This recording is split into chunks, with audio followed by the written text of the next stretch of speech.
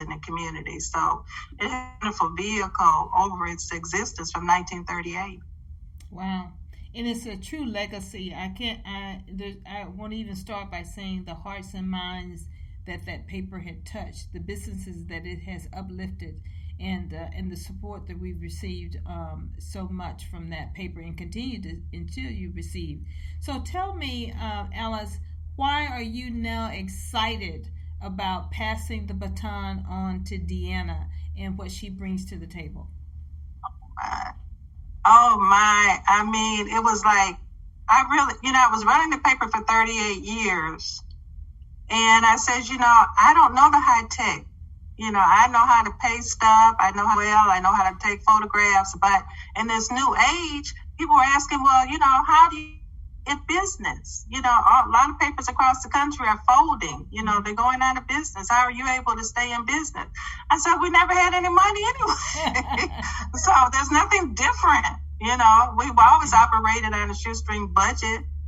People say poor management. Well, if you're poor, what other kind of management can you have? You just make do. Yeah. And so when she has all these skills, God has blessed her not just with a voice, but she is so intelligent. She is just wonderful. God has blessed her in so many different ways. I said, yes, we need someone who can take it to the next level. Let me move out of your way. I'm not saying it was easy for me to move back and just give it to her and say, hey, good luck, see ya, but, I trusted her. I love her. She's got her dad 120%.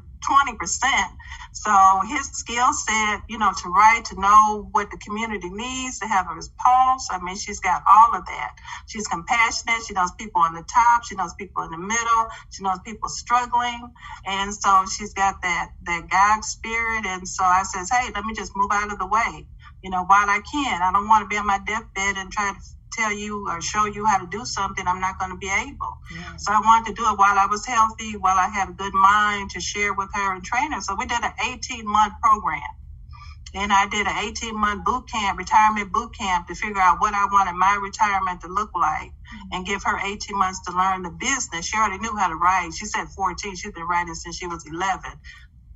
112, she would go backstage to write about them, and they would be like, what, you know more about me than I know about myself, so she's always been wonderful with the paper and loves the paper, so I trust her because of her love and passion for it. Yeah. And Deanna, what has this responsibility meant to you? It's definitely a labor of love. I feel like I just grew up a community child, and I grew up being a part of what my parents did on a daily basis. So, I still remember my mom having a dark room at the office and developing photos. I remember what it was like putting together, a paper when there was just a typewriter, making sure that everything was in the columns and cutting it out with scissors and spraying the back with the adhesive and, making sure everything was in its right place. And they put it in a big black portfolio to take it to the printer physically, and so it's totally different now with the digitization of all of those things. But I remember those times. I remember people coming to the office and the conversations that my dad had. I went to every NAACP meeting. I went to every organizational meeting that there was to be had.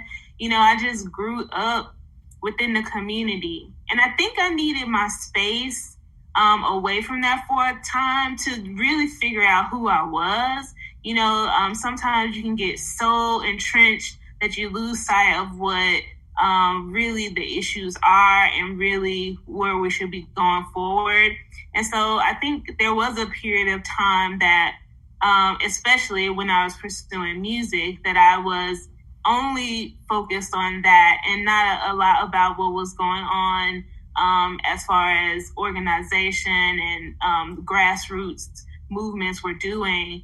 But now that I feel like I'm refocused and know the ways in which we're moving forward and getting to know people again, I guess I should say it that way, getting to know organizations again and how they move and work and what we're doing. And so that has been a good process for me to go through to just grow up that way, but also take a step back and look at it at a different lens and then look at it now as an adult and seeing how I fit in that puzzle and what I can do going forward.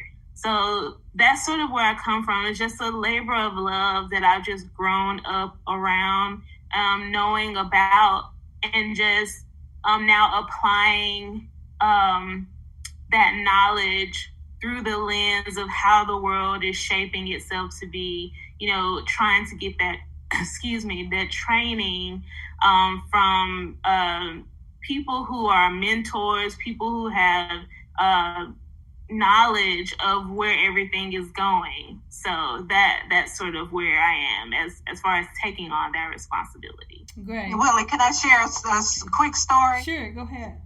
Funny story to me.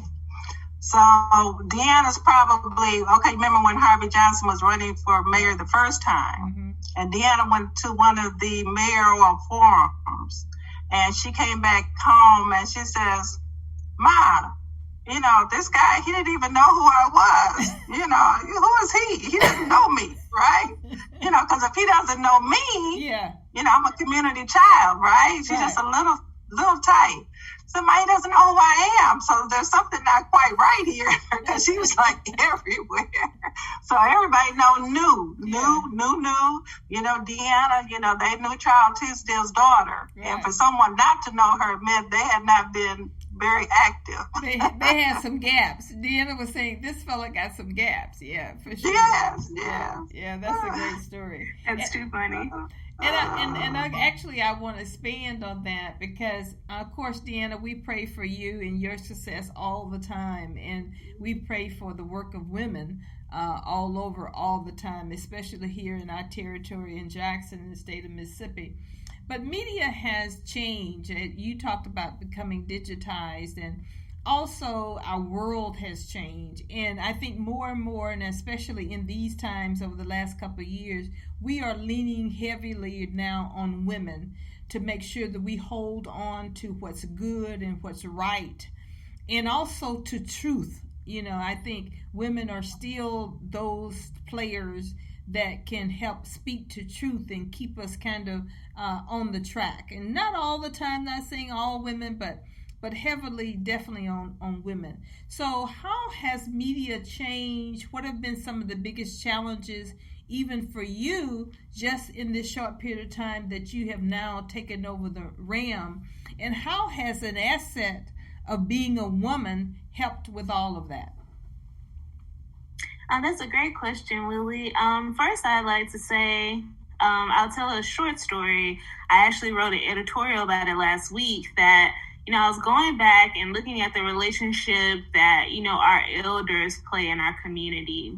And I remember how respected my Aunt Gert was, my dad's sister. He was only 2 years younger than her, but he respected her so much, and so did all of our family. She was kind of the one that we went to for advice. She was the cook of our family. We would travel every Thanksgiving to sit at the dinner table and commune and eat her good food. And so she was sort of the matriarch of our family after my grandmother passed. I never got the chance to meet my father's mother, but she was the matriarch before. And even the differences between the two of them, my Aunt Gert was so kind and gentle and loving. And my grandmother, from the stories that I hear, was like a force to be reckoned with. She didn't play. My dad told a story about how Klansmen came to our family land, and she, pointed her shotgun and dared them to come on our land, and they decided they weren't going to do that. So, just a difference in time periods, but she did what she had to do to protect her family.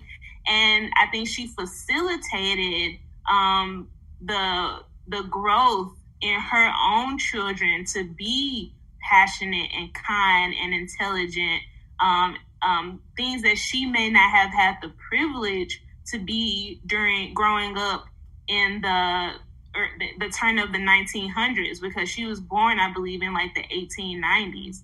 And so for her, she may not have had the grace to just be the loving, kind person that she may have wanted to be, but her toughness still showed love in a different way. Mm-hmm. And so I think that is a rare trait that women have, that we can be bold in love. We can be loving and kind in love. We can be tough in love. We can show all of these different sides of ourselves and different characteristics, but they're all in love, to show love to others. So I think that's very specific to women in general. And I think though I am a businesswoman, I try to do a lot of what I do in love for the community. I think that's the same thing my mom did and still does. And I think that's what my dad did too. Even though he was a lot like my grandmother and he was tough, he could be tough, but he was one of he was the kindest person that I had ever met. If I ever needed anything, he would give it to me. And if he met someone who needed the shirt off his back, he would give it. But he also fought for justice, for things to be right. And you can't stay on the side of, wrong if it's not. If it's not right, you can't just sit there. You have to speak up for it. So I think I lead with that. The challenges are, going back to eldership, the challenges are finding my place, as a young adult, as a young woman. I am 35 now, which is not quite super young, but it's also a difference between what, our eldership is used to. They come from a wide breadth of experiences, excuse me, and they, have lived in a world that's been tough, and they know things. They have so much knowledge, and they want to be able to share it to the youth. And I accept that, but I also want to be able to make my own mistakes, with the area or with the room that is supported by my elders. Who might see, hey, you're going a little bit to the right. Let me tell you this so that you can kind of straighten up a little bit. But also providing me that room to, figure it out a little bit on my own. So that's sort of where I believe that I am, in a sense, respecting what eldership might say, or also wanting to build relationships with people who know what it's like to, forge your own way in the world, so that they wouldn't just let me go by the wayside and not say anything if they need to say something. So those are the two things that I feel like are sort of right in front of me. The second, or the third, I guess I should say, would be we're a small Black newspaper in Mississippi, and that has weight to it because we're long-standing, the oldest continually running weekly that is a Black publication in Mississippi. But, we still compete with other newsrooms who may have more resources to tell our stories. So, making sure that people know that we are still a trusted source of news for our community, and that nobody will tell our stories the way that we tell our stories. No matter if someone in our community gets on CNN, no matter if someone in our community gets on NBC or whatever the case may be, it's great to have that national attention. We need that too, especially with the water crisis that's going on here. But also, when they forget about us, who's going to be here still telling our stories. That's very important to me, for people to recognize that we're here for the long haul. We're not just going to pick up one story for clickbait or, for the moment and then let it go. I hope that people buy in or continue to buy in to what we're doing, because we're wanting to be here for the long haul to tell our stories. That's the other thing, just trying to keep our place in this bigger picture of Mississippi mainstream news and national news, who really now are looking at local news as their news. Mm-hmm. So that's a challenge that we have as well.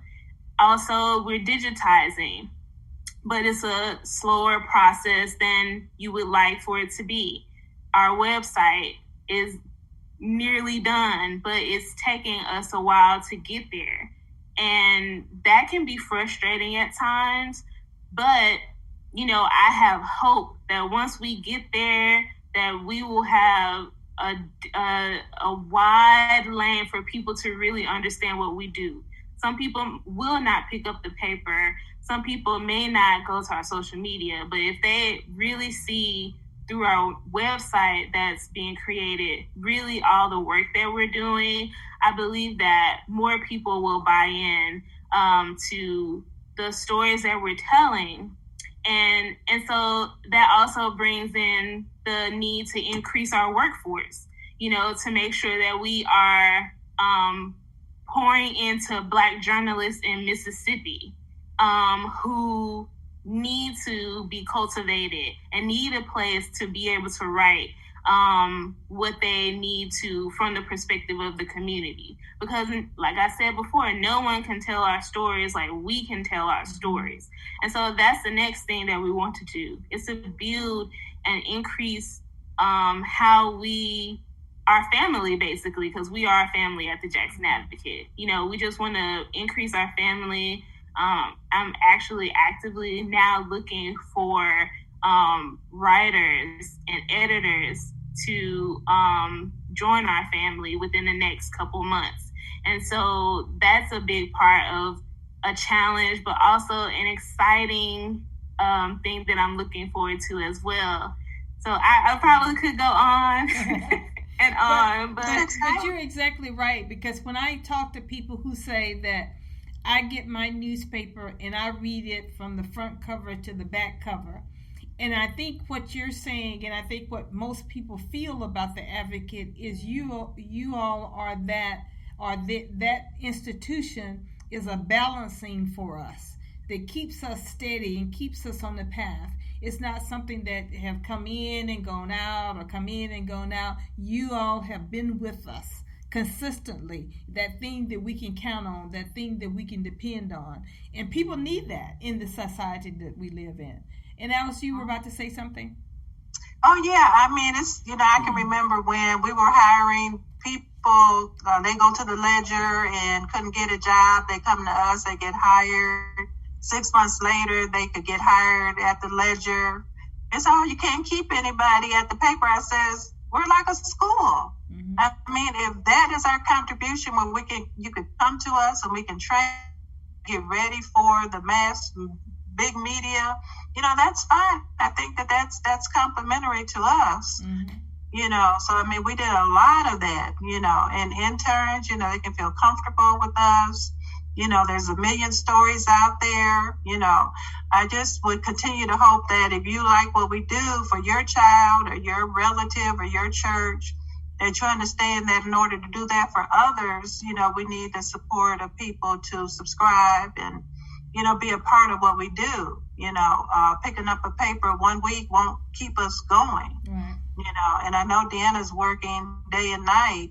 And I just hope people will be as supportive of her as they were to Mr. Tisdale. If you honored him, good to honor him through her.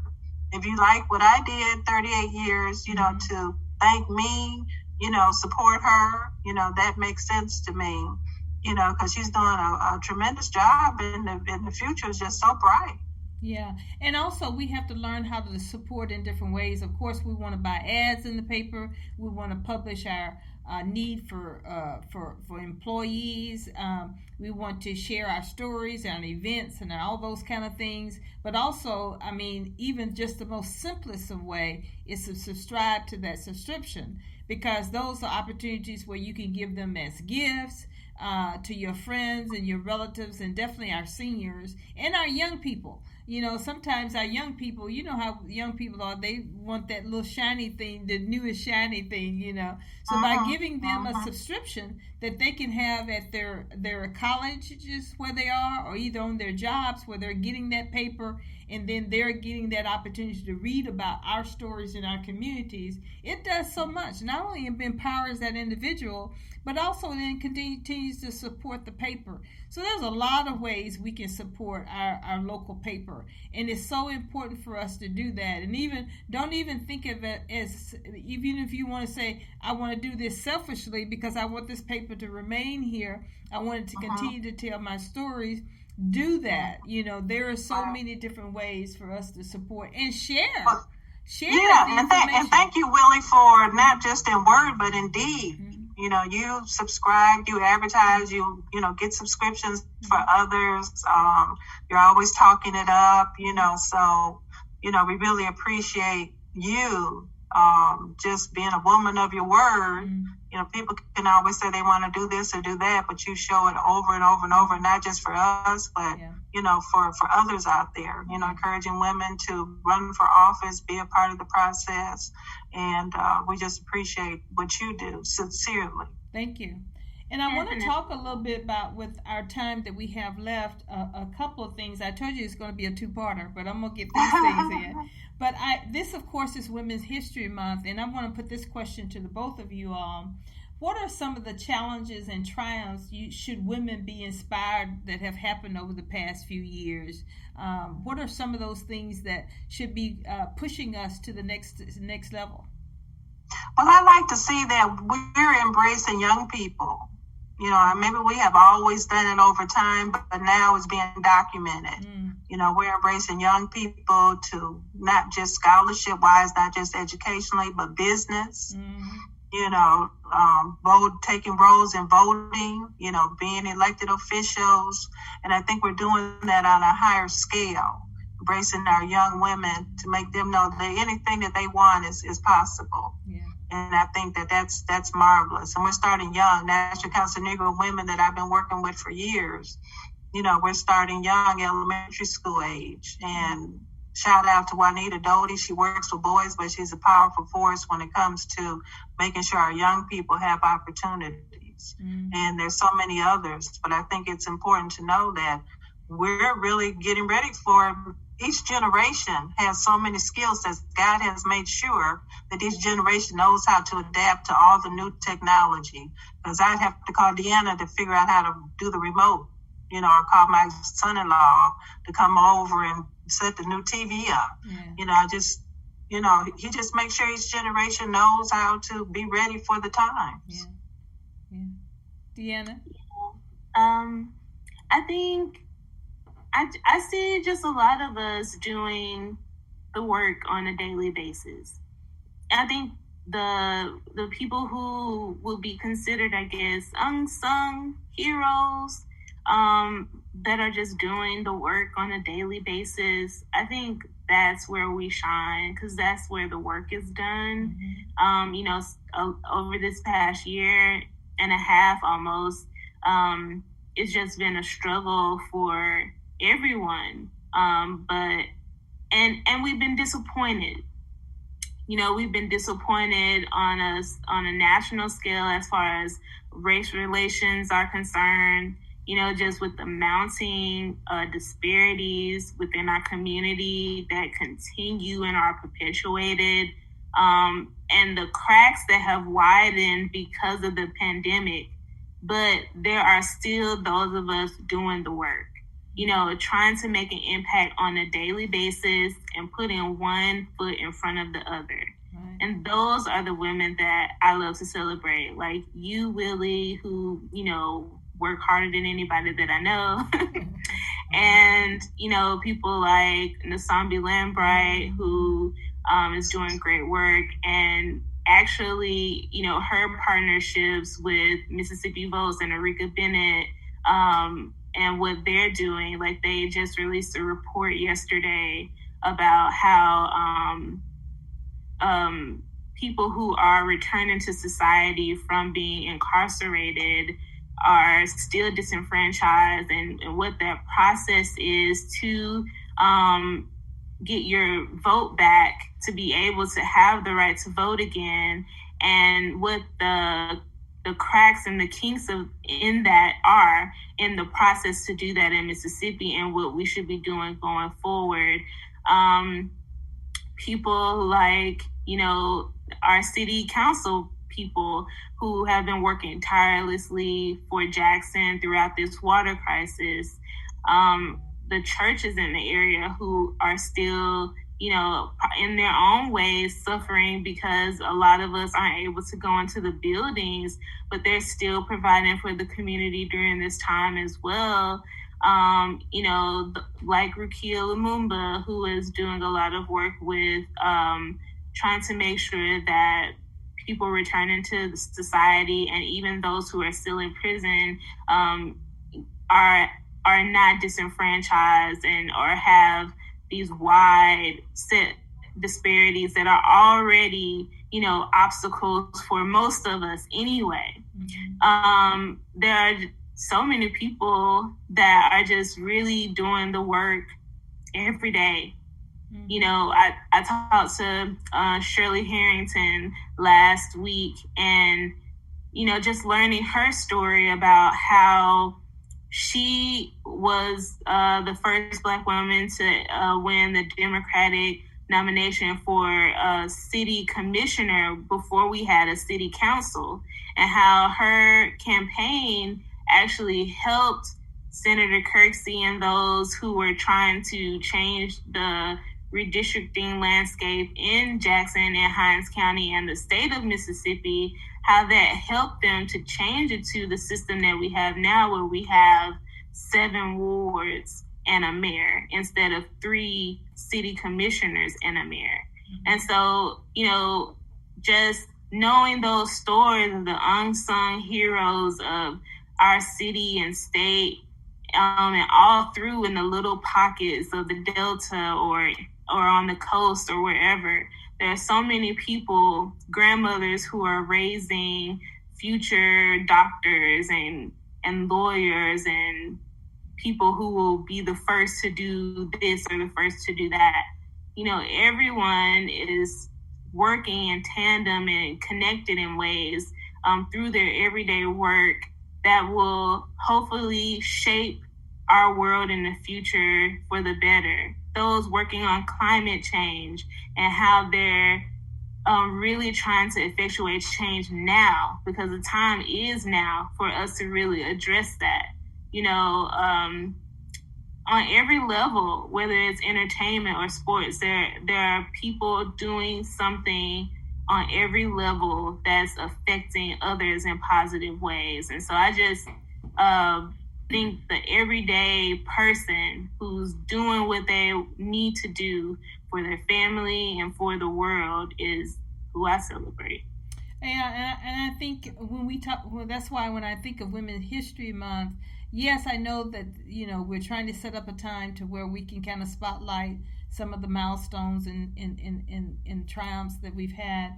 But I agree with you. Those folks that are every day doing amazing things, and even the women that are doing amazing things that we don't even hear about. I think about Amika Coleman, who created her own hair product line, and not only did she create that product line, but she manufactures and distributes it.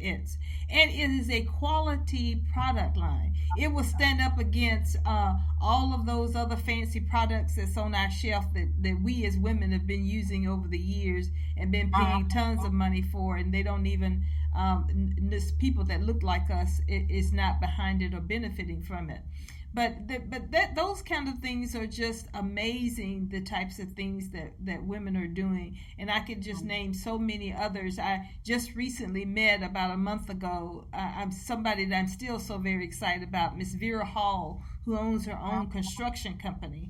And those industries are dear to my heart because I think there's so many opportunities in non-traditional jobs and opportunities for women to be able to jump into. So when I was able to find a woman right here on this Mississippi soil that's doing it every day, and look, and a lot of times, like she said, a lot of people ask her, okay, who are you working for? I mean, she is the person who's designing the project. She is doing the work every day. She's hiring the people. She's doing the deals, making the contracts, doing everything that is required in a construction project. That's amazing. And then when I talk to her, to be this woman of substance who has love and character in her heart, and who's empowering her community. I mean, I just get tickled to death when I think about women like that who are stepping outside of the box and not allowing any types of boundaries to define who they are and what they do every day. And as you stated, Deanna, I think we have people like that every single day. So I'm proud of that. Well, we are out of time, and I got a whole page of questions that I have to ask, but we will have a part 2. But I want to say to both of you, I want to thank you all both for being an example for us, because as mothers and as daughters, which both of you all are, I tell you, you set the standard for us. You show us how to do it. And sometimes when we can't figure it out, you all are out there shining a light to say, okay, maybe you want to try it this way. Maybe you want to do it this way. And you show so much love for each other and so much support for each other. I'm just amazed at what you all do. And we didn't get to talk about marriage and family, which both of you are now heavily invested into. Now, I'm going to bring you back, Alice, to talk about it. I'm going to tell our audience that not even recently now, I think you're almost on a year, or is it over a year now? Almost a year this month. Okay, wonderful. So we got to come back and talk about that conversation, but you married a man in the industry that I love, which is trucking and transportation. And I always tell folks that when they ask me about it, I say, oh, she married the real deal. He is what I call that truck driver that you open up your dictionary and say, okay, here he is. This is an example of. Yes. And I love the way you went out there on the road with him. You got to really understand his world and find out what his world was like. And I have to say, trucking gets in the man. All the way, get in the person. 9 straight months. Yeah, and we got to come back and talk about that because I want people 9 to know. Straight months. Yeah, yeah. So that's amazing, and to talk about you all's next. So, but thank you all so much. I just love you all so much, and thank you for having our conversation. Same here. Good to see you, Deanna. Good to see you, Deanna. Good to see you, Mom. Look like you more every day, so I get reminders. And you all have only a couple more weeks to get your hug in, too, So that's right. All right. Yes. Okay, thank you so much. All right. Have a great week, you guys. Bye-bye. You too, Ellie. Okay, thank you. Bye-bye. All right.